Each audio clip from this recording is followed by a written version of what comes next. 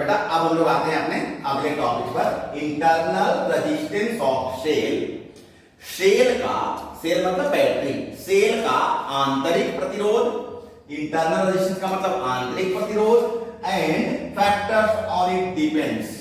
और यह जो आंतरिक प्रतिरोध है वो किन किन बातों पर निर्भर करता है। सेल के आंतरिक प्रतिरोध एवं यह किन किन बातों पर निर्भर करता है। सबसे पहले इंटरनल रेजिस्टेंस ऑफ सेल।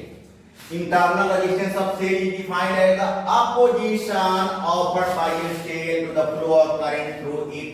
देख बेटा, ये बाय द वे कंसीडर करके सेल है और सेल का एक इलेक्ट्रोड यहां पर है और एक इलेक्ट्रोड यहां पर है। अंदर में ऐसे इलेक्ट्रोलाइट है, अंदर में जो लिक्विड भरा हुआ रहता है उसको इलेक्ट्रोलाइट कहते हैं। और ये जो प्लेट है, इस प्लेट को हम इलेक्ट्रोड कहते हैं, इलेक्ट्रोड कहते हैं।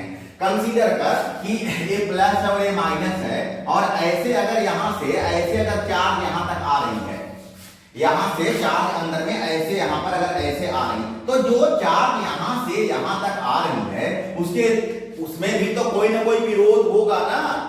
ये जो करंट फ्लो कर रही है सेल के भीतर, जो चार्जेस फ्लो हो रहा है, करंट जो फ्लो कर रहा है, इस फ्लो, ये जो फ्लो ऑफ करंट में जो ऑपोजिशन ऑफर्ड हो रहा है, जो विरोध उत्पन्न हो रहा है, कहां? सेल के भीतर। सेल के भीतर धारा के प्रवाह में जो विरोध उत्पन्न होता है उसी को हम इंटरनल रेजिस्टेंस कहते हैं। स्मॉल आर इंटरनल रेजिस्टेंस कहते हैं। बेटा रेजिस्टेंस दो तरह का होता है, सेल के भीतर एक रेजिस्टेंस डेवलप होता है और सेल के बाहर एक रेजिस्टेंस डेवलप होता है। जो बाहर रेजिस्टेंस डेवलप होता है उसको एक्सटर्नल रेजिस्टेंस कहते हैं, उसको कैपिटल आर से रिप्रेजेंट करते हैं। ओम ने जो नियम दिया था V = IR, उसमें जो कैपिटल आर है वो एक्सटर्नल रेजिस्टेंस है और ये जो सेल के भीतर जो रेजिस्टेंस डेवलप होता है वो इंटरनल रेजिस्टेंस है। बैटरी जो खराब होती है, बैटरी का प्लेट जो डिस्ट्रॉय होता है, वो जो प्लेट खराब होने का कारण है वो इंटरनल रेजिस्टेंस है। और कभी कभी आप घर में देखे होंगे बेटा कि बैटरी के ऊपर जो खुट्टी है, जो टर्मिनल है, उस टर्मिनल में कभी कभी कार्बन लग जाता है, वो एक्सटर्नल रेजिस्टेंस है। मेरी बात समझ में आ रही है? इंटरनल रेजिस्टेंस मतलब स्मॉल आर, एक्सटर्नल रेजिस्टेंस मतलब कैपिटल आर।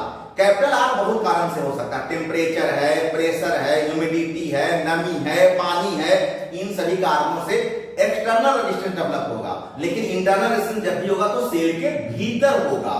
तो जो सेल के, क्या मतलब हुआ कि सेल के भीतर जब एक टर्मिनल से दूसरे टर्मिनल तक, एक इलेक्ट्रोड से दूसरे इलेक्ट्रोड तक भीतर में धारा का जब प्रवाह होता है तो इसमें जो विरोध होता है उसको हम इंटरनल रेजिस्टेंस कहते हैं। इसको हम आर, स्मॉल आर से रिप्रेजेंट करते हैं। और क्योंकि ए भी क्या है, ए भी है रेजिस्टेंस, तो इसका भी एसआई यूनिट क्या होगा? ओम।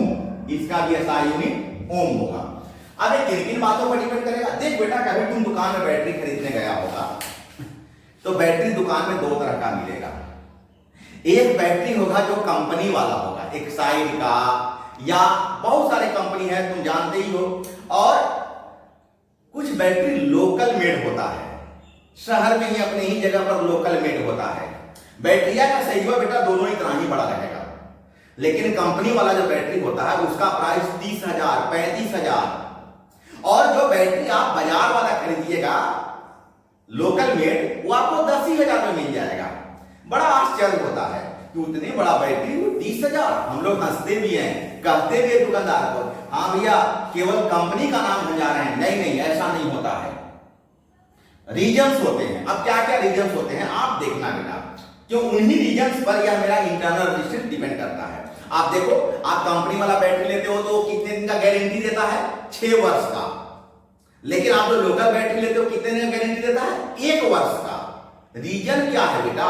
इसका मतलब है कि उसको पता है कि 1 साल के बाद बैटरी खराब होगा।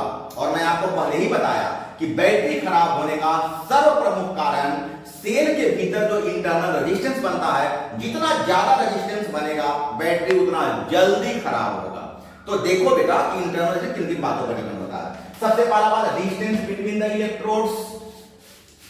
अंदर में जो प्लेट डाला हुआ है ना बेटा, बैटरी के भीतर जो प्लेट डाला हुआ वो इलेक्ट्रोड है। आप ऐसे समझो, देखो ऐसे प्लेट डाला हुआ रहता है, ऐसे ऐसे प्लेट डाला हुआ रहता है, एक प्लेट है।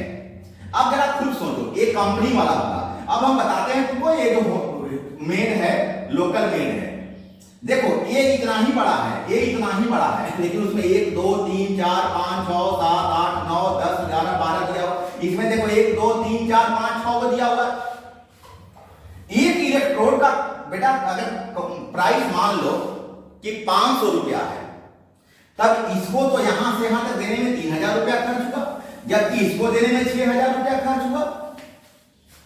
अब देखो उतना ही बड़ा है तो इसके इलेक्ट्रोड्स के बीच में दूरी काफी बढ़ गया और इसके इलेक्ट्रोड्स के बीच में दूरी कम है, तो दूरी कम है इसका मतलब नजदीक नजदीक दिया हुआ है, अगर दूरी बढ़ गया इसका मतलब दूर दूर दिया हुआ है, तो दूर दूर दिया रहेगा तो वहां पर रेजिस्टेंस ज्यादा बनेगा, क्योंकि इलेक्ट्रॉन को या करंट को यहां से यहां तक ज्यादा बिना सपोर्ट का यहां से यहां तक चलना पड़ा, रेजिस्टेंस ज्यादा बनेगा।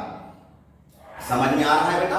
तो इलेक्ट्रोड्स पर, इलेक्ट्रोड्स का जो डिस्टेंस है, दो इलेक्ट्रोड्स के बीच का जो डिस्टेंस है उस पर डिपेंड करता है। मेरी बात समझ में आ रही है? अब जो अच्छे सेल्स होंगे उनके इलेक्ट्रोड नजदीक नजदीक होंगे, मतलब उस पर ज्यादा प्लेट डालना पड़ेगा। अब प्लेट कितना ज्यादा, प्लेट जो होता है ना वो जस्ते का होता है और जस्ता कॉस्टली होता है। अब सोचो अगर मान ले कि एक बैटरी में वो 15 को प्लेट चुरा लिया, लोकल वाला 15 को प्लेट कम लिया, और अगर एक प्लेट का 500 रुपया प्राइस होगा बेटा तो 7500 रुपया तो ऐसे ही कम गया, इसीलिए लोकल बैटरी का जो प्राइस होता है वो कम होता है। तो क्या पर डिपेंड किया? पहला डिपेंड किया डिस्टेंस बिटवीन द इलेक्ट्रोड्स, दूसरा the nature of electrodes, nature of electrodes समझना।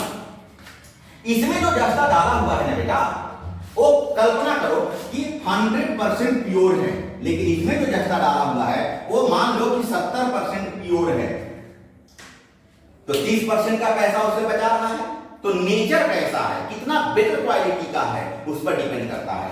तीसरा बात है द नेचर ऑफ इलेक्ट्रोलाइट। अभी बोले थे ना कि ये जो लिक्विड अंदर में है ना वो इलेक्ट्रोलाइट है। नॉर्मल जो हम लोग सेल यूज करते हो, घर में बैटरा जो यूज करते हो, उसमें क्या होता है? H2SO4 होता है, कौन के H2SO4 और पानी 1:9 रेशियो में मिलाया हुआ रहता है।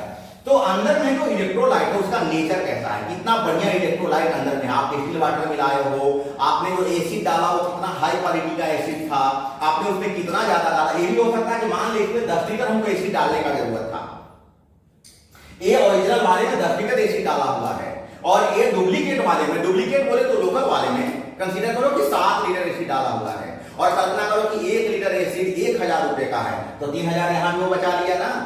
मेरी बात समझ में आ रही है? बक्सा तो उतना ही बड़ा है, उसका जो होल है, कवर है, वो उतना ही बड़ा है, लेकिन अंदर का जो मटेरियल है वो डिफरेंट हो रहा है। तो नेचर ऑफ इलेक्ट्रोलाइट। और सबसे लास्ट पॉइंट है बेटा एरिया ऑफ इलेक्ट्रोड्स। कितने बड़े बड़े प्लेट डाले हुए हैं, कितने बड़े बड़े प्लेट। ये भी कह सकता है कि हमें 30 प्लेट डाले, ये भी 30 प्लेट डाला, बोला हम भी डाले 30 प्लेट।